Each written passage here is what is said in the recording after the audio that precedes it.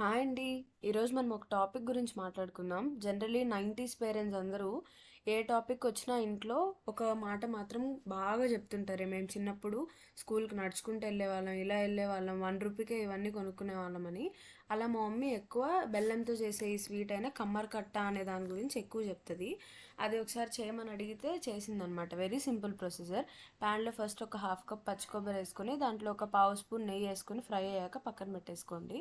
అందులో 1 కప్ బెల్లం వేసుకొని జస్ట్ ఒక 2 స్పూన్స్ వాటర్ వేసుకొని అట్లా ప్లేట్లో బెల్లం పాకం వేసి చెక్ చేస్తే టంగ్ మన సౌండ్ వచ్చేంత వరకు ఉంచుకొని అందులో వేయించుకున్న కొబ్బరి వేసి పెట్టుకోవాలి.